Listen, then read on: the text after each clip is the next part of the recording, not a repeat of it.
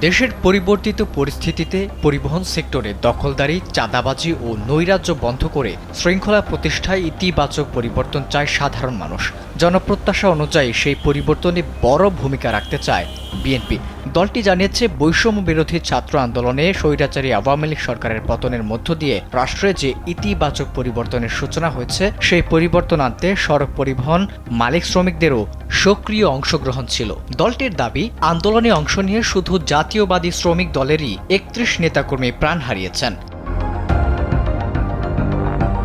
এ সম্পর্কে বিএনপি চায়, বর্তমান পরিস্থিতিতে মানুষ পরিবহন সেক্টরে গত ১৮ বছরের অপরাধ চক্র ভেঙে একটি জনবান্ধব এবং বিশৃঙ্খলা চাঁদাবাজিমুক্ত পরিবহন সেক্টর গড়ে উঠুক।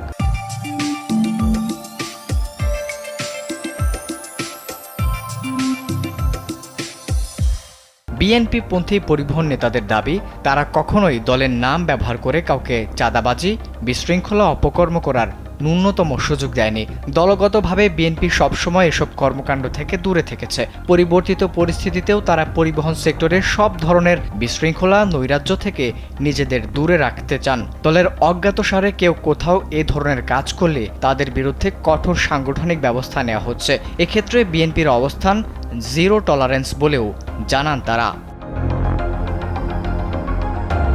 ছাত্র জনতার অভ্যুত্থানে গত ৫ আগস্ট আওয়ামী লীগ সরকারের পতনের পর ওই সরকারের প্রধানমন্ত্রী শেখ হাসিনা ভারতে পালিয়ে যান। এরপর ঢাকা সড়ক পরিবহন সমিতি ও বাংলাদেশ সড়ক পরিবহন সমিতির কার্যালয় আওয়ামীপন্থীদের নিয়ন্ত্রণ থেকে বিএনপিপন্থী পরিবহন নেতাদের নিয়ন্ত্রণে চলে যায়। রাজধানীর গাবতলীতে বাংলাদেশ বাস ট্রাক ওনার্স অ্যাসোসিয়েশনের কার্যালয়ও বেদখল হওয়ার অভিযোগ ওঠে। ঢাকাসহ সারা দেশের বিভাগ, জেলা ও উপজেলা পর্যায়ে পরিবহন মালিক ও শ্রমিক ইউনিয়ন কার্যালয়গুলোর নিয়ন্ত্রণও হাত বদল হওয়ার অভিযোগ পাওয়া যায়। তবে বিএনপি ও দলপন্থী শ্রমিক নেতাদের পক্ষ থেকে এসব অভিযোগ অস্বীকার করা হয়েছে।